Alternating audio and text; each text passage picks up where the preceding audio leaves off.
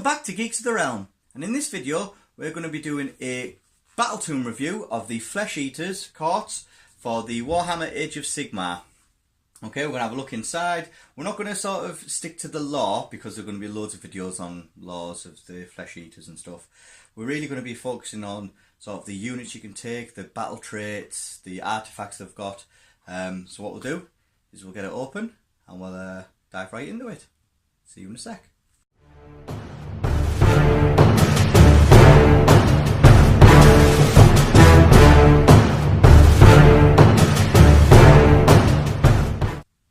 Right, so here we have it, the Flesh Eater Carts Battletome for the Warhammer Age of Sigmar 2nd edition. Now, as you can see on the front of it, you have some really nice looking, I say nice looking, full of blood, guts and gore illustrations through this. Now, what I've seen through this book is the illustrations are immense. Okay, they're really nicely illustrated. I love it. And on the back, you've actually got the models that they give you for the actual army, lovely painted up, the lovely scenery. They've got obviously the terrain around it. It just looks great. So I can't wait to get open this and have a look inside. So let's have a look. Right, as always, you get a lovely picture at the front. They're actually, there you go, the Flesh Eaters are actually attacking the Deepkin. So we have a bit of a Deepkin Flesh Eater army. Pictures, there we go. Okay, so the front part, as with all Battletomes at the GW release now, you have your sort of your history, your lore about each unit, about the army, a bit of backstory about them. You have all that in sort of the first quarter to a third of the book. Okay, and what we're going to do is, because this video can go on for quite long, we'll sort of skip through a lot of the lore, a lot of the history. There'll be other videos out there that'll talk about the lore and the history through it. This is really just a review of this book and the units that'll come with it, and sort of the War Scroll battalions, and you know what you can field on a battlefield. Okay, so you can see you've got all these lovely pictures, and that's the black, well, the colour version of the black and white one they give on the front page. So you have your Deepkin and your ghouls and your sort of your Flesh Eaters there. So it comes in with all different histories with it, the laws with it, coming of the Souls Wars, legacies, Tales of Madness. So again, it's all about the lore, the history. Then it'll be the lore and the history of the actual different courts you can have. And there is a few courts you can have, things like the Blister Skin courts, yeah, the Gristlegore Grand courts, as well as there's another few in there as well. Then you get talking about each unit and what they are, and a bit of history about them. So you have the Arborants, you then go on to the Courtiers, okay, you then have your Mordants. Okay, so you have all them, your Menageries, Menageries. Okay, so you talk about a bit of history about them, so your Royal Dragons and your Royal Terrorgeists and stuff. Okay, so all that there is all about the bump about the history of the Flesh Eaters, really, and the lore. Then we get the nice pictures of the models that you get for this army, well painted, obviously, through GW. They do a really good paint job for them. So you can have a look through, and like I say with all my sort of reviews that I do look at these for inspiration and see how they've painted it, and can I not improve, but can I change a bit, and what can I do to make it a little bit different. But I say use these pictures for a bit of inspiration. Okay. So again, lovely artwork, you know, all different colours of the crypt horrors and stuff like that. So again, I like the way they look. The different barricades you get and stampedes, or spells that they have. Okay, and then each one of these, as always, you get your picture of your unit with a number, and the number corresponds to what they are in there to help you identify what models are what. Okay, and then you get the painting guide. Again, Battletomes now are coming in with these painting guides. Okay, the Skaven's got one, the Deepkin have got one, Nighthaunts have got one, and now obviously the Flesh Eaters have got them. So now they're bringing the new Battletomes out. They're bringing their painting guide in it. You can see all this on YouTube if you check out Warhammer TV. You know, Duncan and that do the painting tutorials on there, and again they'll give you some inspiration of how to paint them and help you. But yeah, they'll tell you how to paint each individual models, what do they do, you know, and you can use these for the rest of your army. Okay. Then when you get to roughly about halfway through the book, this is when you get to know a bit of the abilities of your army, okay, that they have, and the different war score battalions and stuff you can get. Okay, so what we'll do is we'll look at the allegiance abilities now, which is the battle traits for your flesh eaters. So the first thing you get is the Ravenous Insanity, okay, which is the battle traits we can get through. Now, Ravenous Insanity, you've got obviously a couple of subheadings here. And the first one is called Deathless Courtiers. Now, obviously, this is available to all, if you look over to this side, abilities available to every unit in your Flesh Eater court. So all your Flesh Eater court units can take these. And they have got what's called a Deathless Courtiers. Roll a dice each time you are allocated a wound or mortal wound to a friendly Flesh Eater court unit, wholly within 12 inches of a Flesh Eater court hero. And on a 6, that wound or mortal wound is negated. So it's just like a 6-up shrug, basically. You'll do your saves, you fill your saves, you'll then, if you're within 12 inches of a hero from your Flesh Eater court, you get to roll another dice, and on a 6 you ignore that wound, including mortal wounds. So that's pretty good. The Night Haunts have the same ability, which is called Deathless Minions. You know, so there's a lot of units out there that have sort of the similar ability. So that's not too bad. Then they get what's called a Grand Court. So these are like your little sub-factions, really, as it were. So after you've chosen a Flesh Eater Court allegiance for your army, you can choose one of the following Grand Court keywords. And then all Flesh Eater Court units in your army gain that keyword. You cannot pick or roll a delusion, okay, for a Grand Court, but all units from that keyword benefit from the extra abilities detailed in the Grand Courts. So there's 4 Grand Courts, which is the Morgants, the Blisterskins, the Holomorns, and the Gristlegores. Now, if you choose one of them, you cannot then move down to the Courts of Delusion. Okay. Now the Courts of Delusion has another specific abilities. Okay. So and we'll go through that in a bit. But basically, out of them you find yourself another faction. Okay. And the other factions will come later on because they are over here. Okay.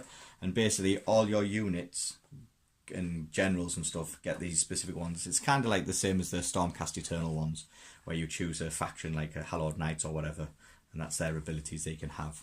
Okay, so it's kind of like that. But let's say you don't take one of these Grand Courts, you can then get a Courts of Delusion. Before you select your general's command trait, pick one of the delusions to the right for the army to have. So you get to pick one of these, or you can roll, it's up to you. Alternatively, you can roll a dice to randomly determine the delusion the army has. Okay, the delusion applies to all friendly Flesh Eater Court units for the duration of the battle, even if the general is slain, which is pretty cool. If you must select a new general during the battle, do not generate a new delusion for the army. So basically, once you've given the delusion, that's what they get. Okay? And then your command abilities. Okay? So the command ability is called Feeding Frenzy. You can use this command ability after a friendly Flesh Eater Court unit has fought in the combat phase for the first time and is wholly within 12 inches of a friendly Flesh Eater Court hero, or wholly within 18 inches of your friendly Flesh Eater Court hero that is a general. If you do so, that unit can immediately make a pile-in move and then attack with all of its melee weapons it is armed with for the second time. You cannot pick the same unit to benefit from the ability more than once. So basically it's kind of like you'll go in, you'll smash them with your first turn. So you'll pick a unit to go first, you'll fight with it, and then you'll do your command ability, and you'll come along and you'll do it again. You'll have a little another fight, okay, with the same unit. That is pretty good, especially when it's within 12 inches of any of your Flesh Eater Court heroes. So that is pretty good. So if you don't take your delusion, if you don't take your Grand Courts, because Grand Courts have their own specific command abilities, okay, you can take this. That's pretty cool. Okay, then we have the delusion. So this is that, if you don't take your Grand Courts, you can take delusions, and it's these ones. So you have 6 delusions, as always. The first one is called Crusading Army. Add 1 to run and charge rolls for the friendly Flesh Eater Court units. Pretty good, get them in quicker. You know, you get your +1 to your charge, which can help out, that's pretty cool. Then you have the Royal Hunt. You can reroll hit rolls of 1 and wound rolls of 1 for attacks made by friendly Flesh Eater Court units that target a monster. Again, can be useful depending on the army you're playing against. Okay, so it can be useful. The next one is the Feast Day. Once per turn, you can use the Feeding Frenzy command ability without a command point being spent. That is pretty good. You get to basically fight twice for free. Only once per turn though. Okay? And you don't spend a command point. That is pretty good. I do like that. Number 4 is a Matter of Honour. Okay? And the Matter of Honour is you can re-roll hit rolls of 1 for attacks made by friendly Flesh Eater Court units that target a hero. If the target is a general, you can also do the re-roll of wound rolls of 1 as well. So if you're targeting heroes, that's pretty cool. I still think the Feast Day is the better one. For the command point, you don't spend it, but that's just me. The Grand Tournament. You can re-roll hit rolls of 1 for attacks made by friendly Flesh Eater Court heroes other than your general. That's not too bad. Yeah, all your other heroes apart from your general can re-roll hit rolls of 1. That's not too bad. I still think the Feast Day is better. Then the last one is Defenders of the Realm. You can re-roll save rolls of 1 for friendly Flesh Eater Court units that have at least half their models wholly within their own territory. With the games that they are, with the battle plans that they are, some of them you have to get out of your territory. So again, it's one of them ones where situational can be good, but to be fair, I'm more of a run-up, smash 'em type of player. I think I like the Feast Day. Okay, I think that's my furthest one. Okay, I like it. Okay, so what we'll do now is we'll move on and we'll come have a look at the actual cards, because obviously the battle traits, you can pick the cards and then we'll come back to the other stuff. So we'll move on to the cards, okay, which are these guys here. So you have 4 cards. The first one is the Morgan Grand Court. You have your buff about them and what they do, but then you have the abilities. So the abilities are Bloody Loyalty. You can re-roll hit rolls of 1 for friendly Morgan Courtier units that are wholly within 12 inches of your friendly of a friendly Morgan Serfs unit. In addition, while a friendly Morgan Serfs unit is wholly within 12 inches of the friendly Morgan Courtier, okay, its Boundless Ferocity ability activates if the Serfs unit has 10 or more models. The only Serf unit or Serfs unit you have in this Battletome, the only one you can have in this Flesh Eater army at the moment from there, is the Crypt Ghouls. That is the only one you can have. So basically, if your Morgan Courtier unit are wholly within 12 inches of the Morgan Serfs unit, which is the Crypt Ghouls, they get to do this ability. Okay, and then the Crypt Ghouls have the ferocious, the Boundless Ferocity, which is the +1 to attack rolls. If you have 20 or more models, it basically brings it down to 10 or more models to get +1 to attack. Okay, so that's all that one does.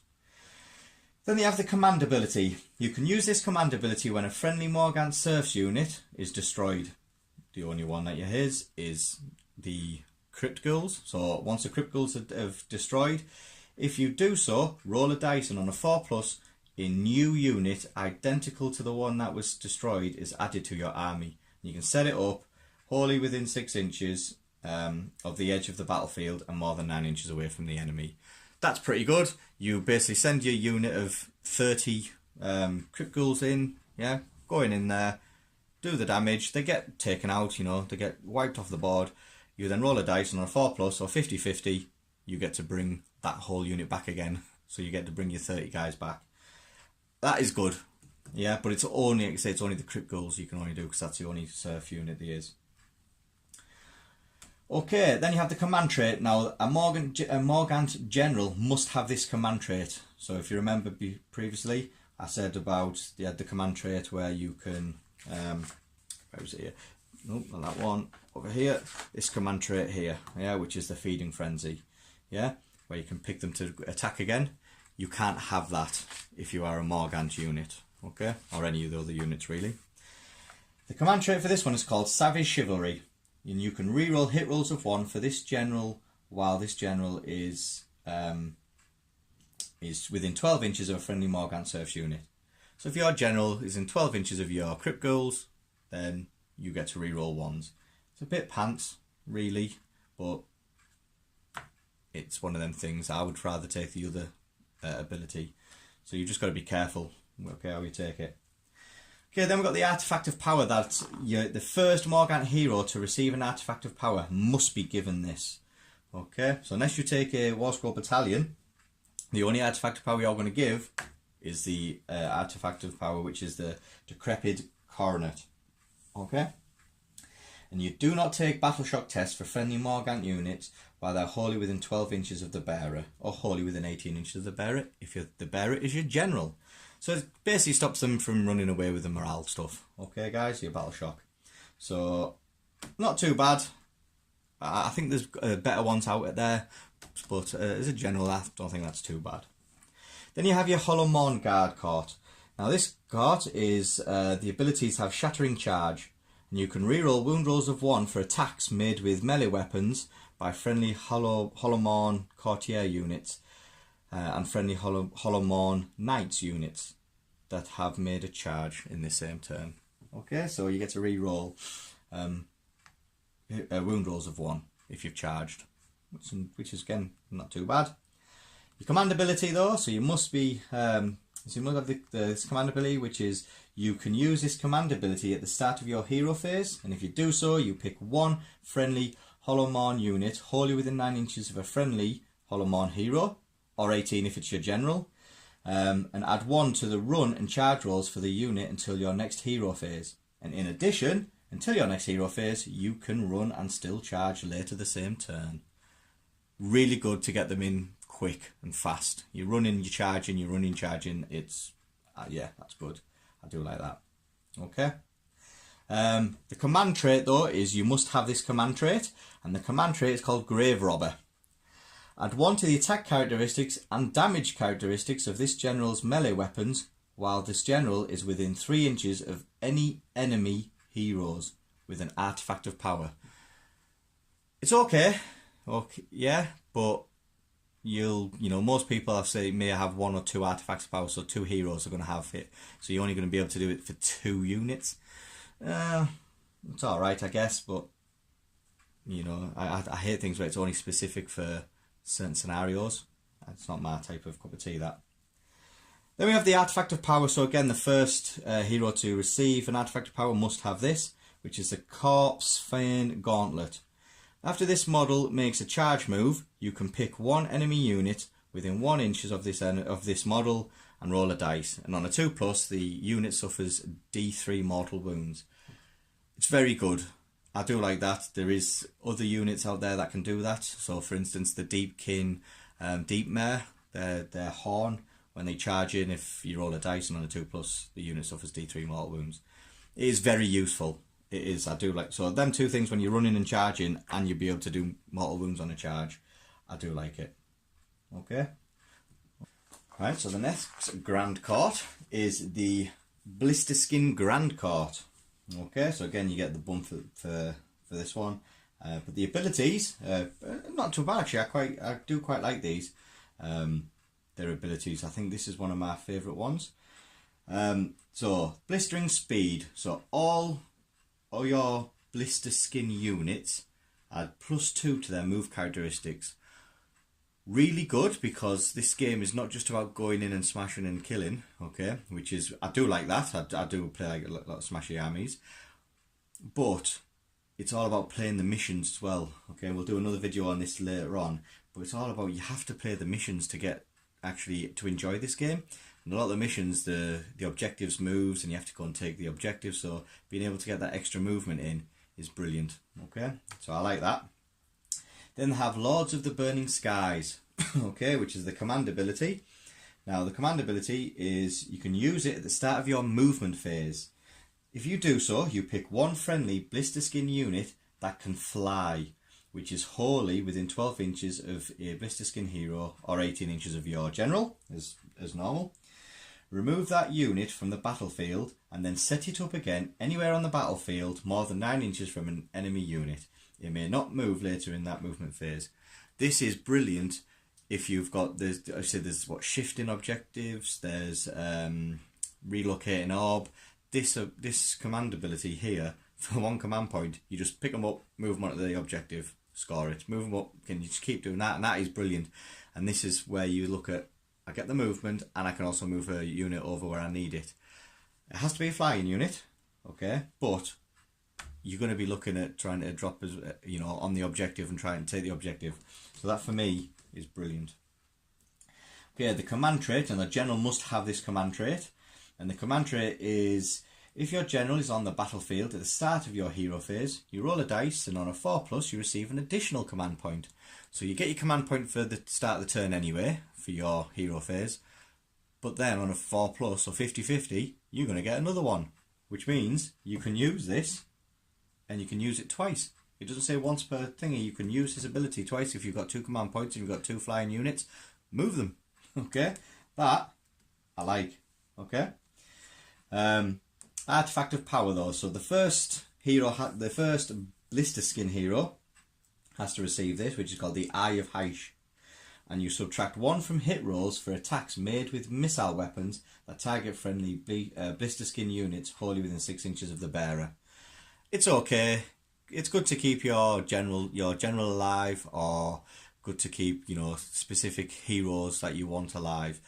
The other guys, the flying units and stuff, you just want to get them out to try and get all the objectives. So good to keep so you get the -1 for this, and you also, if you've got a unit within so many models within so many inches of your hero, they have -1 to hit him because of the lookouts there.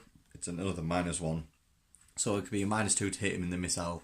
Now, obviously the missiles, there's not that much missiles in the Age of Sigmar, but when there is, they can do a lot of damage. Like with the Skaven, they've got a lot of missile stuff that can do a lot of damage now.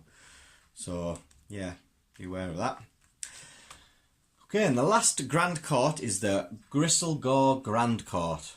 Okay, now their abilities is Peerless Ferocity. If the unmodified hit roll for an attack made by a Gristlegore hero or a Gristlegore monster is a 6, the attack inflicts 2 hits instead of 1, but you must make a wound and a save roll for each of these hits. So, you're basically getting more attacks with them, okay, if you roll a 6. The command ability is called Call to the Wild. You can use this command ability in the combat phase. If a friendly Gristlegore hero or Gristlegore monster that has not fought in that phase is slain, while it is wholly within 12 inches of your Gristlegore hero or 18 of the Gristlegore general.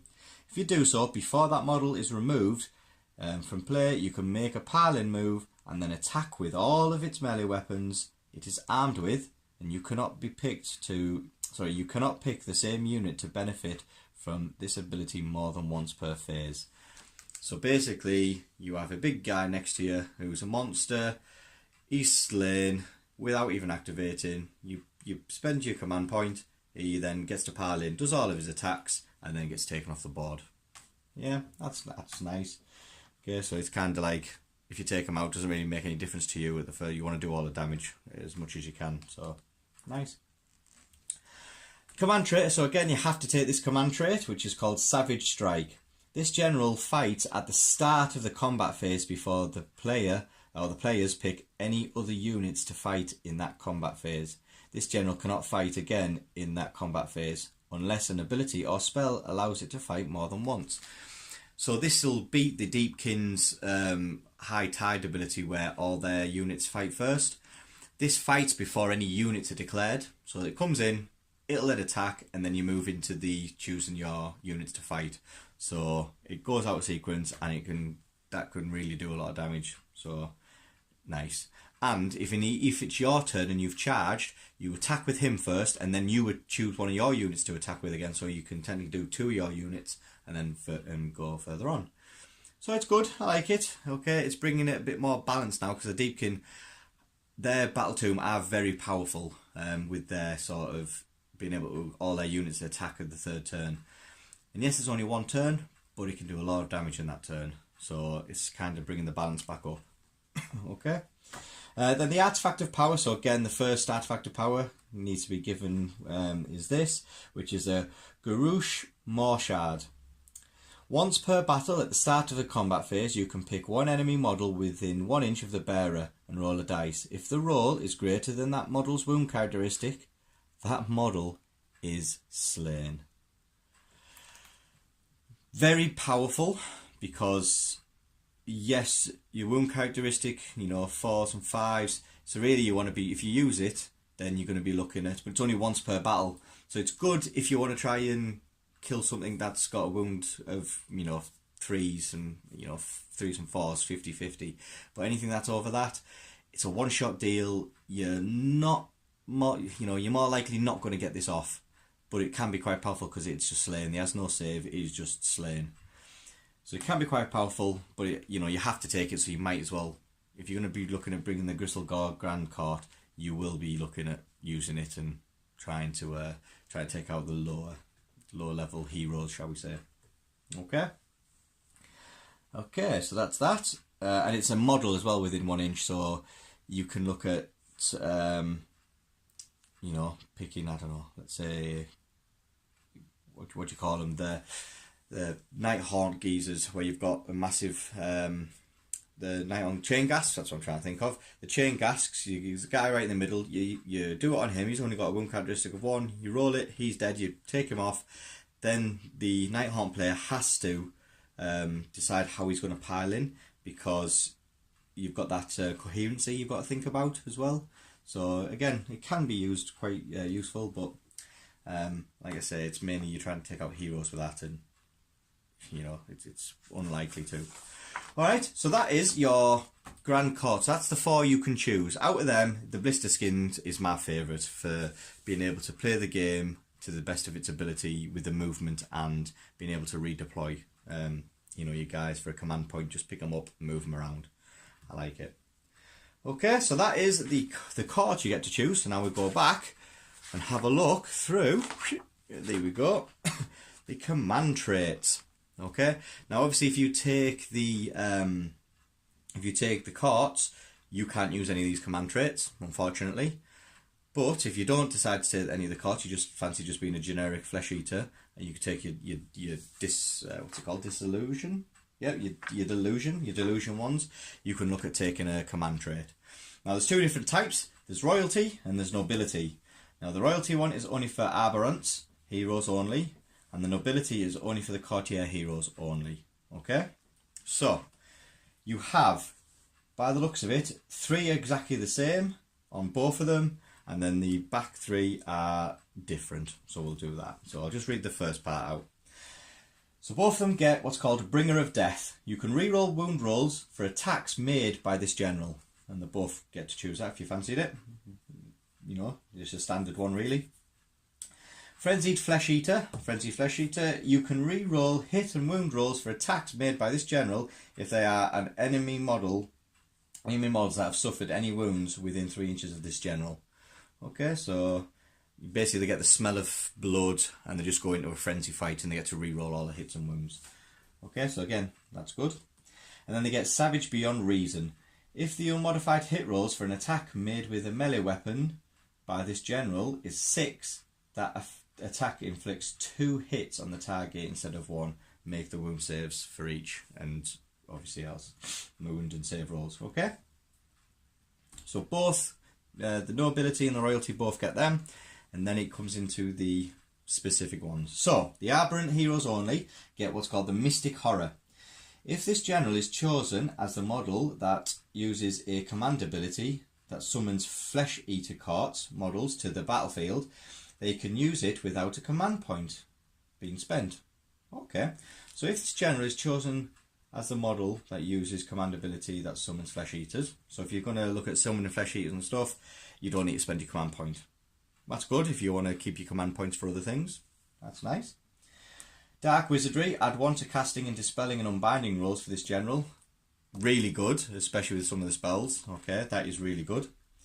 And then number 6 is the Completely Delusional.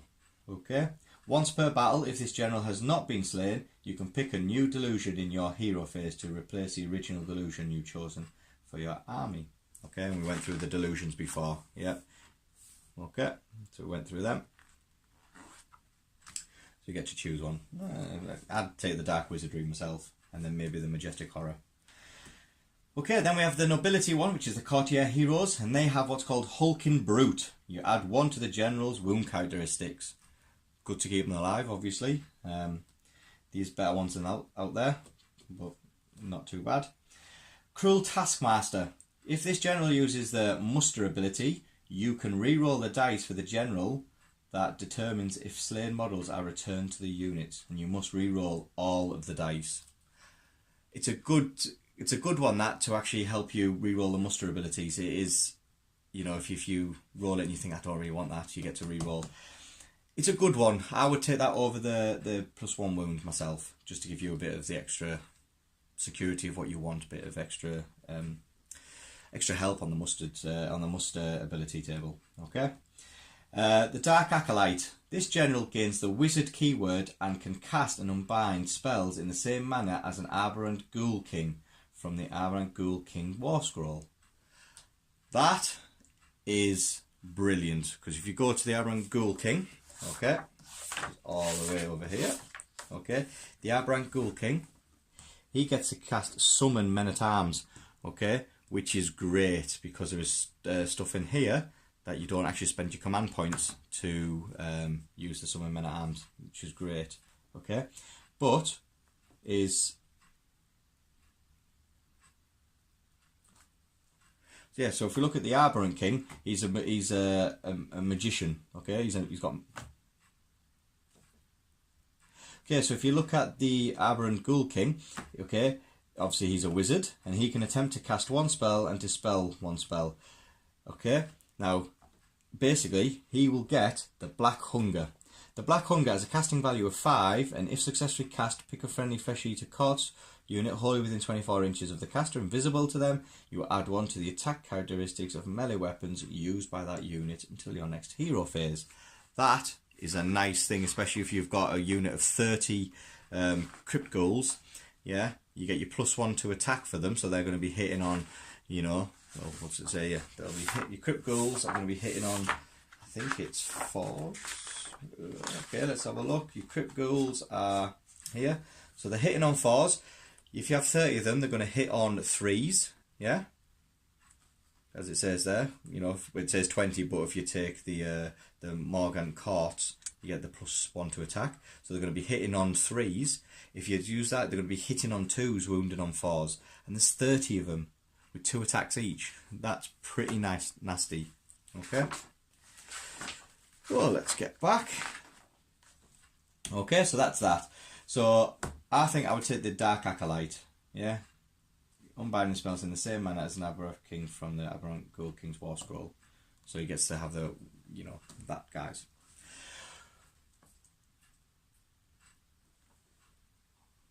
Okay. So we'll move on to the Artifacts of Power, and again we have the 2 different ones. One for the Aberrant Heroes and one for the Courtier Heroes. If you take the Courts, then you're going to have to take that first one, but if you manage to get a second one, so if you take a War Scroll Battalion, you get to choose another one. Okay? Now, they are the Signet of the First Court. If an unmodified wound roll for an attack made by the bearer with a melee weapon is a 6, you add 1 to the damage inflicted by the attack. Yeah, not too bad. Splinter Vein Brooch. Subtract 1 from casting rolls for enemy wizards while they are within 18 inches of the bearer. I like that. Anything to play with a hero phase of your opponents, that is pretty cool. Blood River Chalice. Once per battle at the start of your hero phase, the bearer can use this artifact. If they do so, you heal D6 wounds allocated to the bearer. That's good if you're going to give it to your main guy who's going to go in and do a lot of damage, and he's going to take a lot of hits. When he takes a lot of hits, you get to use this once per battle, start your hero phase, you heal back up D6, and you can do it all over again. Nice. Then you have the Grim Garland. Subtract 2 from bravery characteristics of enemy units while they are within 6 inches of the bearer. That's not too bad, you know, you are going to get people running away, but, you know, unless your idea is to sort of take advantage of the low morale of stuff, you know, and make more models run away like the Nighthawks can, it's kind of, you want to do as much damage as you can in the smashy phase, in the combat. So, I don't know. It's something I probably wouldn't take. Then you got the Dermal Robe. Add 1 to casting, dispelling and unbinding rolls for the bearer. Okay, so that's good. So if you give them the Artifact of Power, yeah, and then you give it Dark Wizardry, it adds 1 to the casting roll and then adds 1 to the casting roll. So you're adding 2 to the casting roll. So you're going to get spells off quite, and dispelling roll as well. So, you know, you can start looking at casting more spells really, and you know you're going to have more chance of getting them off. Then they have the Heart of the Gargant. Once per battle at the start of your combat phase, the bearer can use this artifact. If they do so, you can reroll filled wound rolls for the bearer and their mount in that phase. Extra reroll stuff, that's pretty cool. Depending how you see your army, if you see it as just going in and smashing, then you know you maybe want to use that or the extra reroll stuff. If you're looking at sort of bringing, because you know the lot of wizards, you're going to look at sort of bringing a wizard in there. You might want to give it a couple of you know, +2 to its casting roll. So depends how you want to play the army really. Then we get Noble Heirlooms, which is the Courtier Heroes one. You get Keening Bone.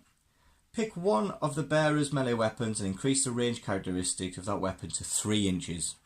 That's great. Okay, so you don't so you can actually be in half an inch of an enemy and attack something that's 3 inches away. I like it. Medal of Madness. Once per battle round, the bearer can use a command ability on their war scroll without a command point being spent, and they are treated as if they were a general when they do so. That, keeping your command points for, you know, battle shock test or for moving the extra 6, yeah, that's a good one. Yeah, definitely Medal of Madness, I like it, and it's once per battle round. That's good. Then he's got the Flayed Pennant. You can reroll charge rolls for a friendly Flesh Eater Courts unit wholly within 12 inches of the bearer. That's not bad, but if you take if you take the other courts and you get your +2s and you don't spend your command points for other things, you can actually spend it on your extra move. So really, you're going to get close enough in there anyway. So that one I probably wouldn't look at taking. Carrion Wand. If in your hero phase, the bearer can attempt to cast the Arcane Bolt spell as if it were a wizard. If the bearer is a wizard, you add 1 to the casting roll when they attempt to cast the Arcane Bolt spell. That's not bad. So you basically get an Arcane Bolt wand. That gives you a +1 to casting of the Arcane Bolt, or it lets you cast the Arcane Bolt. Not bad. The Flesh Form Raiment. Subtract 1 from the bravery characteristics of enemy units while they're within 3 inches of the bearer. Again, it's another bravery taken downer. It's not my cup of tea. Number 6. Once per battle, at the start of your combat phase, the bearer can use this artifact. If they do so, add 2 to the attack characteristics of the bearer's melee weapons, so that's all of them, in that phase. Very nice. Coming in, doing a one-shot, smash you in, do a lot of damage, as much as you can. Yeah, that would probably be my second choice. I would probably look at, out of all this, I would probably go for the Medal of Madness, and then probably that one there, Bilious Decanter. Okay, very nice. So that's the artifact of powers and the command traits. But you also have your spells and your mount traits. Okay, so if you bring your heroes and they have a mount on them, they have a Terragast or a zombie dragon, then the Terragast or the zombie dragon can have one of these as well. Okay, so if the Flesh Eater Court army includes any heroes mounted on a Royal Terragast or Royal Zombie Dragon, one of those heroes can have a mount trait.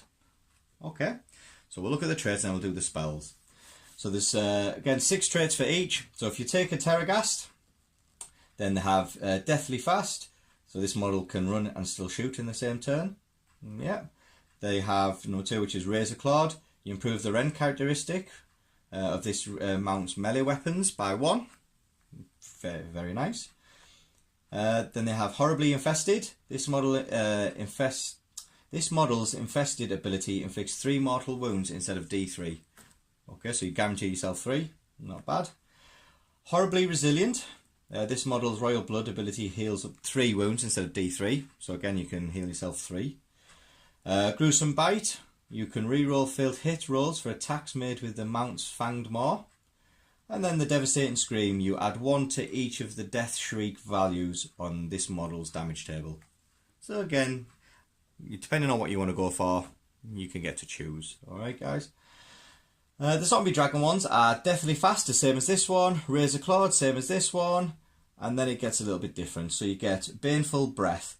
You can re-roll wound rolls for attacks made with this model's Pestilent Breath. Okay. Horribly Resilient, that's on there. Necrotic Fangs, you can re-roll the damage characteristic. No, you can re-roll the damage characteristic roll for this model's Snapping Maw. Okay, I was right.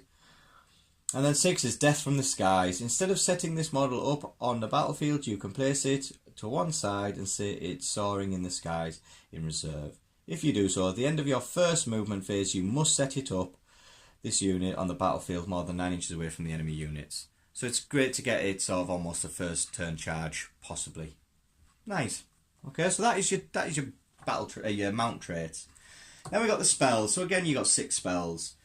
Okay, so you got Bone Storm. Bone Storm, cast value 5, successfully cast. Roll a dice for each enemy unit within 12 inches of the caster. On the 2+, that unit suffers 1 mortal wound. Not bad, but it's only 1 mortal wound. Spectral Host, casting value 6. Friendly unit within 12 inches of the caster, invisible. That unit can fly until your next hero phase.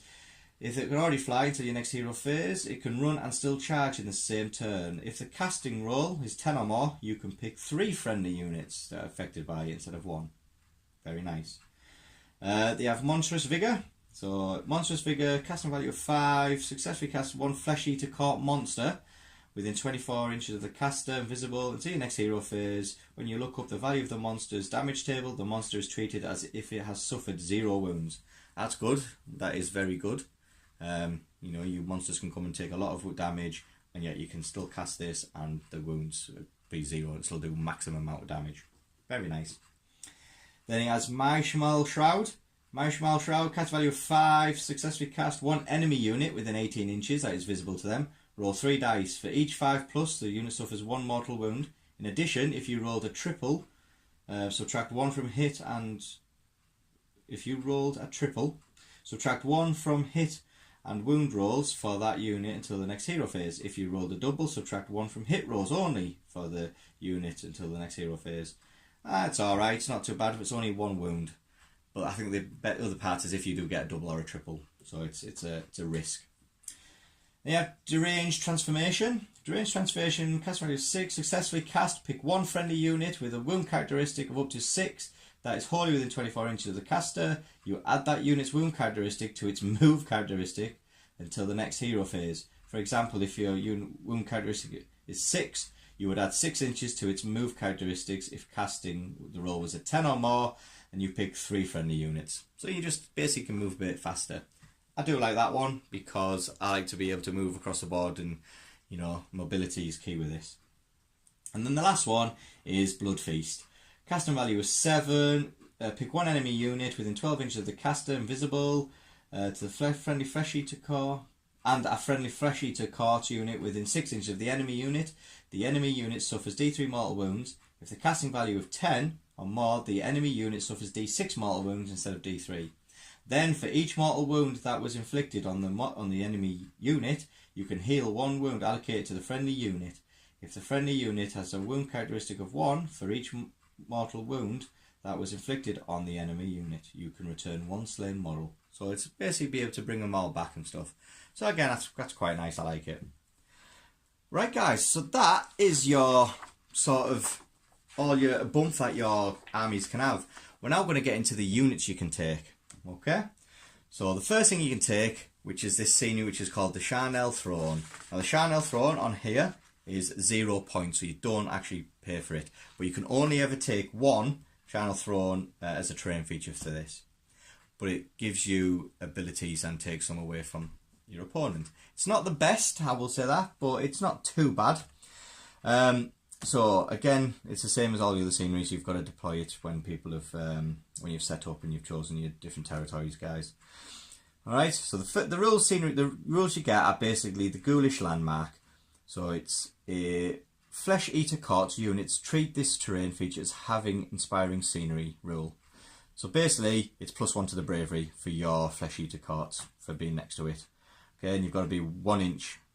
Yep, while they are within 1 inch of the terrain feature.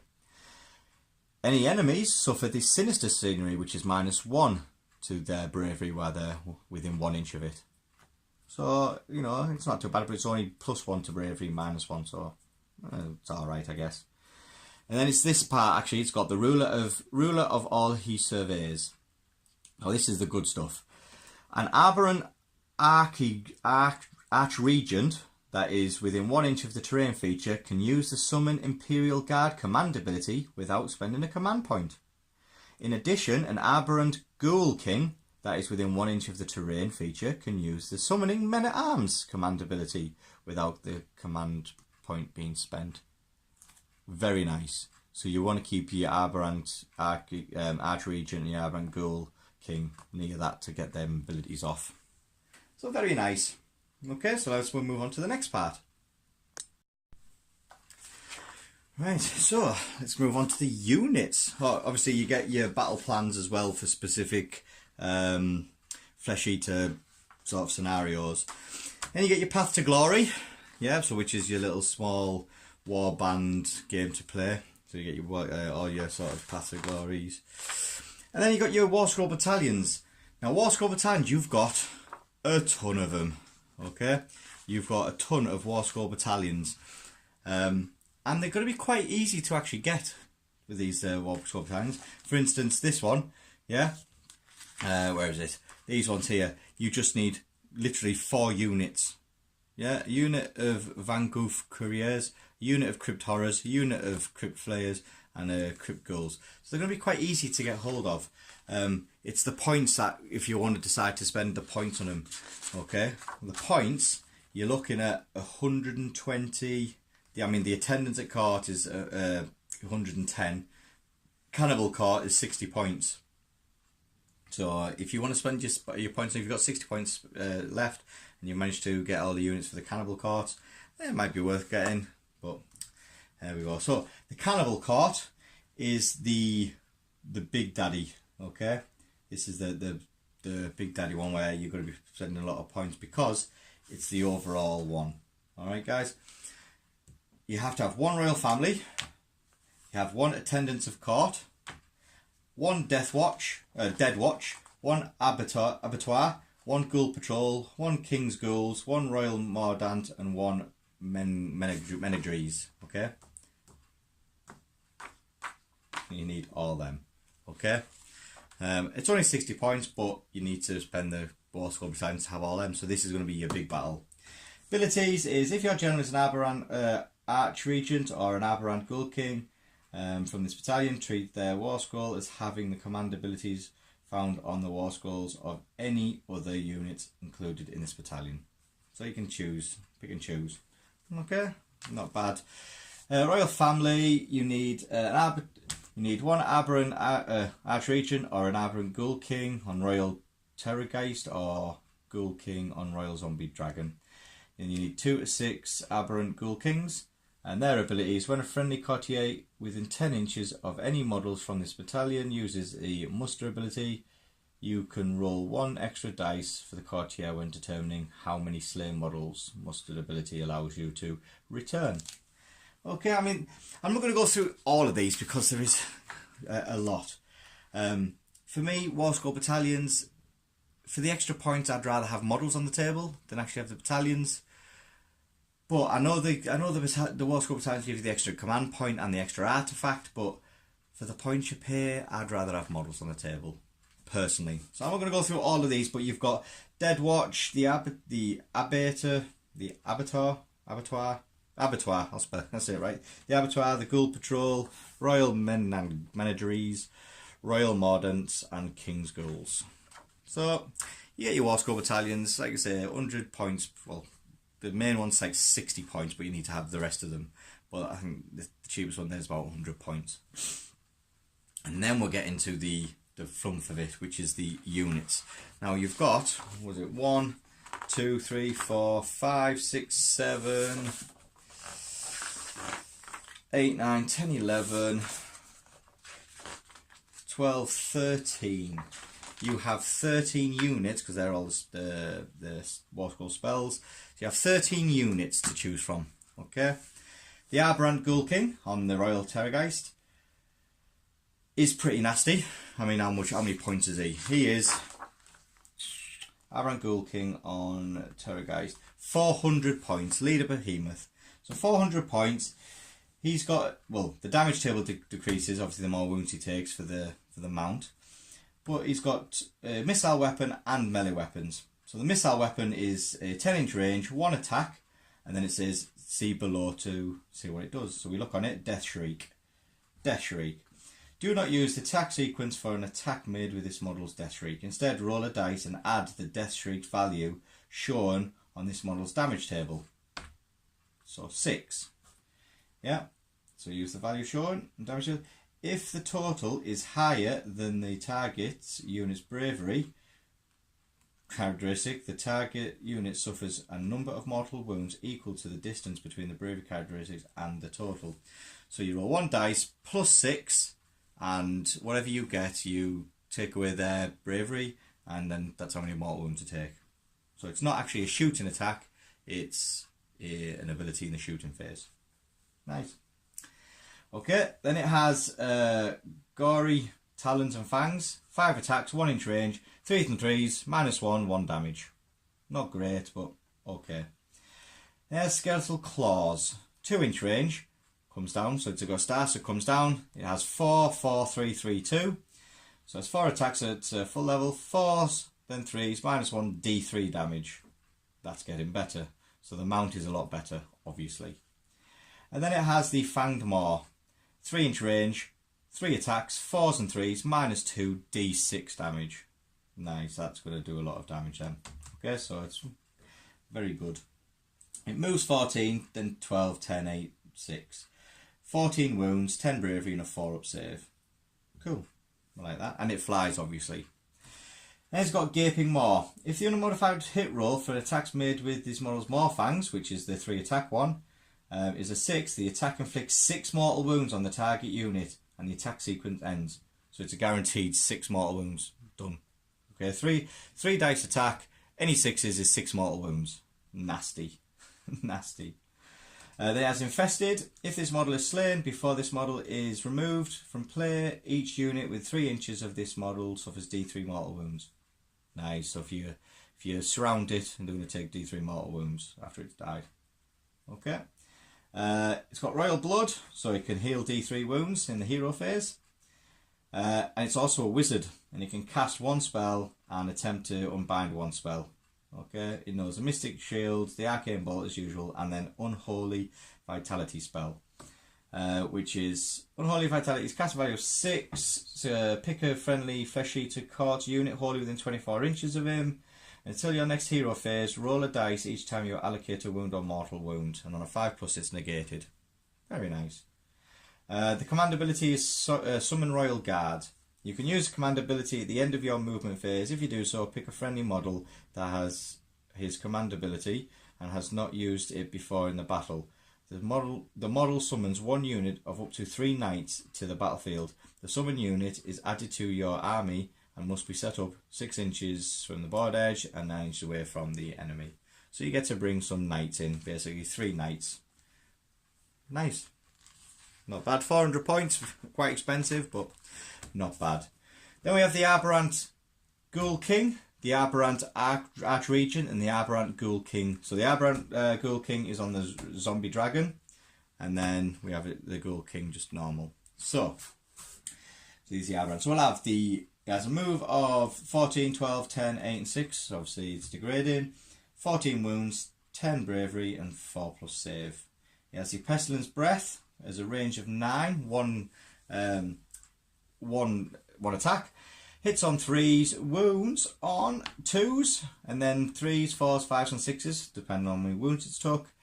-3 rend, D6 damage. Very nice. Then it has his melee weapons, which are the Gory Talons and Fangs, so that's the ghoul on top. So it's 5 attacks, 3s and 3s, -1 damage. Then Snapping Maw, 3 attacks, a 3-inch range, 4s and 3s, -2, D6 damage. And then it has his sword-like claws. Stars, look down here, so it has 7, 6, 5, 4, 3, because it obviously degrades. 4s and 3s, -1, 2 damage. Nice. Okay, Pestilent Breath. When you attack with this model's Pestilent Breath, roll a dice before making the hit roll for the attack. If the roll is less than or equal to the number of models in the target unit, the attack scores a hit without needing to make the hit roll. Okay, so it's almost a guaranteed hit if it's going against big stuff. Royal Blood, you can heal D3 in your hero phase. It's also a wizard, so you can cast one spell and dispel one spell, and it knows the Malefic Hunger. The Malefic Hunger, casting value of 6 until your next hero phase. So if it's successfully cast until your next hero phase, reroll wound rolls for attacks made with melee weapons by friendly flesh eater cards wholly within 16 inches of the caster. Very nice. Summon Courtiers will be the same as the other one, so it's kind of, you can use it at the end of your movement phase. If you do so, pick a friendly model that has his command ability and has not used it before in the battle. That model summons one Courtier unit to the battlefield, and exactly the same, 6 inches on the board edge and 9 inches away from the enemy. Very nice. How many points is the Aberrant King on him? Aberrant King on the Zombie Dragon, 440 points. For an extra 40 points, well, for less than 40 points, I'd probably take the Aberrant Ghoul King on the Terrorgeist, to be fair. Just because of the extra abilities you get. Don't know, extra 440 is quite expensive. Then we move on to the Aberrant Archregent. It has melee attacks only, 1 inch range, 7 attacks, 3s and 3s, -1, 1 damage. But abilities are the Imperial Blood. In your hero phase, heal 3 wounds allocated to the model. So it's going to be nasty to kill because he's got 7 wounds anyway. So 7 wounds, 6 inch move, 10 bravery and 4 up save. He's going to heal in his hero phase 3 each turn. Nice. It is a wizard, so it can cast 2 spells and attempt to unbind 2 spells. It knows the Furious Hunger, which is a casting value of 6, 1 friendly Flesh Eater Carts unit, wholly within 24 inches of him, and is visible.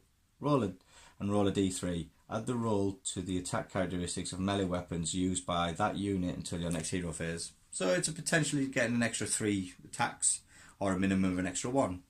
And it's a magic. It's only casting value of 6, or you know, you're gonna more likely got to get it off. But it has command ability for Summon Imperial Guard.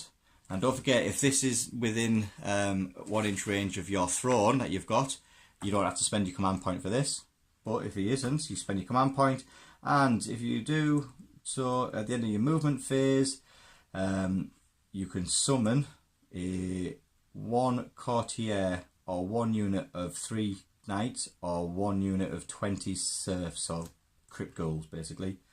And it has to be set up 6 inches on the end board. So basically you can bring stuff in, yeah, for a command point, or if you're within an inch of the train, then it's free.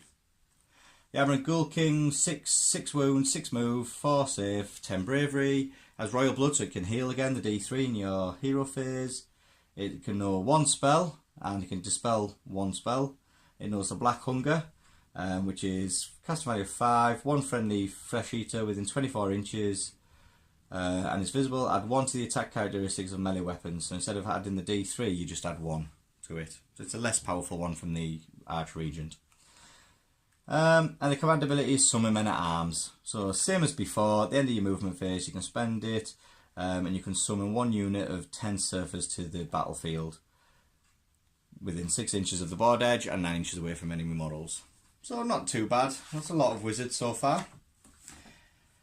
Vargulf Courtier is the next one. He has a move of 10, 8 wounds, 10 bravery, 5 save. Okay, I hope it's got extra stuff, because that 5 save's not great.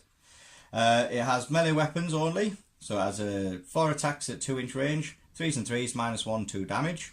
And then it has dagger-like fangs, 1 attack, 3s and 2s, so hit 3s to hit, 2s to wound, -2 rend, D3 damage.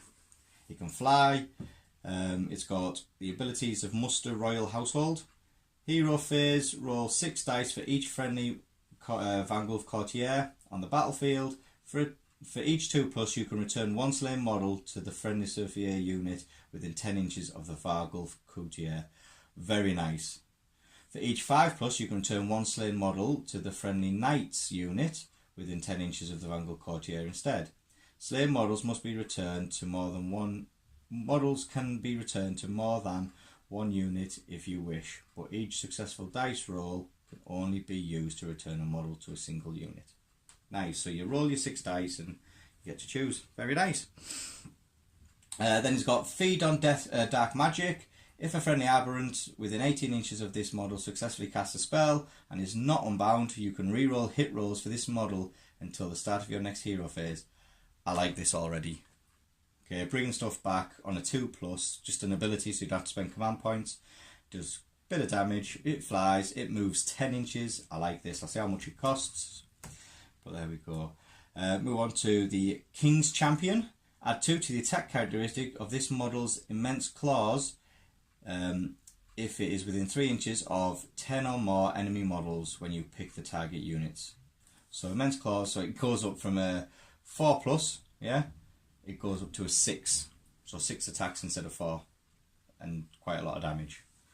Then it has Victory Feast. At the end of your combat phase, if any enemy models were slain by wounds inflicted by the model's attacks in the combat phase, you can heal T3 wounds. He's awesome. This guy is awesome. Vanquilf Courtier. Where are you? Where there you are. 160 points for that leader. Okay. He's not unique, so you can have, you know, a few of him. 160 points. Nice. So yeah, I like that one. Cryptghast Courtiers, or whatever they're called. Melee attacks again, so you've got your Bone Club and your Filthy Claws. 3s and 2, so 3 attacks for your Bone Club and 2s for your Claws. The Bone Club is 3s and 3s, no rend, 1 damage. And the Claws are 4s and 3s, no rend, 1 damage. Oh, it's not too bad. The abilities though, in your hero phase, roll 6 dice for a friendly Cryptghast Courtier on the battlefield. For 2+, you can return a slain model to the friendly Serfs unit, so a Crypt Ghoul basically. Yeah. You could return, yeah, or within 10 inches of the Cryptghast Courtier, slain models can be returned to more than 1 unit. So basically, it's a lot of stuff bringing these Crypt Ghouls back. He has Trophy Hunter. If an enemy models are slain by wounds inflicted by this model's attacks until the end of that phase, until the end of the phase in which the attacks were made, add 1 to the attack characteristics of melee weapons used by your Serf unit, which is the Crypt Ghouls. So basically, you get a unit of them and you put them next to these, and you can bring them back and do all sorts of shenanigans. Nice. Yeah, they have 4 wounds each, 6 move, 10 bravery, and a 5 up save. Crypt Ghouls. They have a 6-inch move, 1 wound each, 10 bravery, and a 6+ save. Okay, so an average. The saves, if you take any rend, then you're just gonna, you're gonna decimate them. They have 2 attacks, 1 inch, 4s and 4s, no rend, 1 damage. However, the Cryptghast, the leader of the unit, adds 1 to the attack characteristics. Okay, so he has 3 attacks instead of 2. Add 1, so they have Boundless Ferocity. Add 1 to the attack characteristics of the unit's Sharpened Teeth and Filthy Claws while their unit has 20 or more models. If you take the Morgant Courts, it's 10 or more models, so you'll get to choose, really. If you want to take them, you can be hitting on 3s. Then Royal Approval. You can reroll hit rolls of 1 for attacks made by this unit while they're wholly within 18 inches of an aberrant, or a friendly aberrant. Okay, very nice. You have 30 of them coming along. 30 of them have a 1-inch range. You're not going to be losing that many, especially if you've got Crypt Ghouls next to you, the aberrants next to you, these guys next to you. You're going to be bringing them back in. Love it. I think it's good, cool. Okay, we're moving on. So we've got Crypt Infernal Courtiers now. They have a missile weapon, or it's Fortified Breath. They have a 12-inch move, 6 wounds, 10 bravery, and a 4 up save. 9-inch range for the Fortified Breath, 1 attack, 4s and 3s, -1 d3 damage. And then they have Skewering Talons. 5 attacks with this, 1 inch range, 4s and 3s, -1, 2 damage. It can fly, nice, especially with a move of 12, that's good. The Skewering Strike, if the unmodified hit roll for the attacks made by the Talons, yeah, so your 5 attacks is a 6, it inflicts 1 mortal wound on the target in addition to the normal damage. So it can just dish out a bit of damage. Muster Royal Guard. In your hero phase, roll 6 dice for friendly Crypt Courtier on the battlefield. For every fly plus, you can return 1 Slayer model to the friendly Crypt Flayers. Okay? Which are these guys. So, Infernal Courtiers, then you have the Flayers, you'll have the Crypt Haunter Courtiers, and that'll probably be the exactly same for the Crypt Horrors. Okay? So these guys bring these ones back. So if you're going to bring some Crypt Flayers, you'll want to bring some Infernal Courtiers. Okay? And you bring them back as normal, and you can the same models can be returned. Okay, so the Crypt Flayers, 4 wounds each, 12-inch move, 5 saves, and 10 bravery. They have Death Scream, so it's a 10-inch range, 1 attack, and we come down to the ability down here. Do not use the attack sequence for this. Instead, roll 2d6 and subtract 2 if the target unit is more than 3 inches from the attacking model. If the result is higher than the target unit's bravery characteristic, that's the target unit suffers number of mortal wounds equal to the difference between the bravery. So again, you scream at them, and if they're scared, they'll take some mortal wounds. Not bad. The Fly, which is not bad. Then they get Skewering Strike. So basically, any hits of a 6 inflict 1 mortal wound in addition to the damage. And they've got the Piercing Talons, which is the Skewering Strike. 4 attacks, 4s and 3s, -1, 1 damage. Not bad. Same thing. Okay, the Haunted. So the Crypt Haunter Courtiers. 7-inch move, 6 wounds, 10 bravery, and 4 up save. Melee weapons only, so they have Massive Bone Club. 3 attacks with that, 4s and 3s, no rend, 3 damage. And then they have Rancid Talons, 1-inch range, 2 attacks, 4s and 3s, no rend, 1 damage. They have Noble Blood, so they can heal 1 wound allocated to them in their hero phase. And you can reroll hit rolls for attacks made by this model while it is within 18 inches of an Arborand, a friendly Arborand. Okay. And then they have the Muster King's Chosen. So again, it's that roll the 5 dice. At the start of your thing, you roll a dice for each friendly Crypt Haunter Courtier on the battlefield. For each 5+, you can return 1 slain model. Okay. 1 slain model to them. To that Courtier unit, which is a Crypt Haunter Courtier. Okay, model to a friendly Crypt Horrors unit that is within 10 inches of a Crypt Haunter Courtier. So it's going to bring these guys back. These guys are the Crypt Horrors, which are 7-inch move, 4 wounds, 10 bravery, and 5+ save. Only have melee attacks, so the Club and the Septic Talons, 3 attacks, 4s and 3s, no rend, but 2 damage. They have the Chosen of the King. So reroll hit rolls for attacks made by the unit while it's wholly within 18 inches of an Arborand. And they've got Noble Blood, so they can heal 1 wound allocated to them in the hero phase. And then they have the Warrior Elite, so these are the elite warriors of them. If the unmodified wound roll for attacks made with the Club and Spectre Talons is a 6, the damage characteristic is 3 instead of 2. Nice. So these guys can actually give out a lot of damage. And you can bring them back with these guys, you know. So I like the fact that you can keep bringing them back. So you might look and go, I don't have a big army, but you can keep bringing these guys back. 4 wounds each as well to get through. Very tough. And then you got the last 2 is the Royal Terrorgeist and the Royal Zombie Dragon. Okay.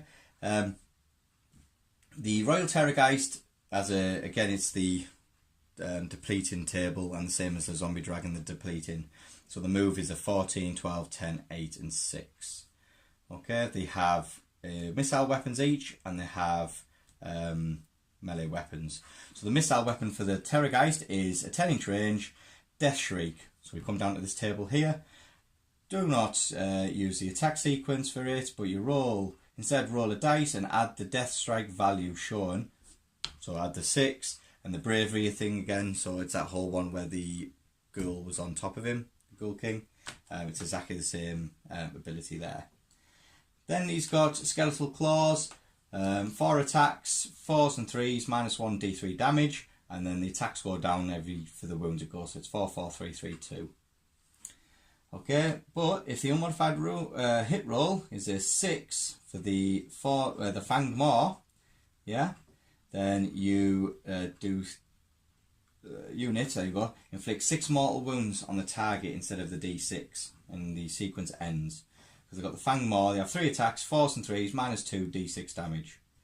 So they're pretty nasty. Infested, which is that same thing as before. If you're slain, units within 3 inches of him suffer d3 mortal wounds. And Royal Mengeries, whatever I can't even pronounce that. In your hero phase, you can heal d3 wounds allocated to the model if the model is within 6 inches of an Arbrand. So it's exactly the same as the guy who was on top of it, the Ghoul King one we looked at first, this one here. Okay, for the mount abilities. So, but you just don't get the guy on top. So obviously it'll be a little bit cheaper. The Zombie Dragon, the only ability it's got, well it flies obviously, but the only ability is the Pestilent Breath. So when attacking, you do you roll a dice before you're making the hit roll for the attack. If the roll is less than or equal to the number of models in the target unit, the attack scores a hit without even rolling. And the hit is basically d6. Wounds with it, -3 rend. To hit is a 3, to wound is a 2+, then it goes down to 3s, 4s, 5s and 6s. So he's pretty nasty. Same with the moves, the 14 wounds, 10 bravery, 4 up save. So it's going to take a while to chew through them. So that's it guys for the units. We've got the special spells that they can bring through, and what we'll do is when they release the spell box set, we'll do an unboxing of them. We'll talk about the spells then, because this video can go on for ages. And then at the end, obviously you got your pitch battle profiles in it.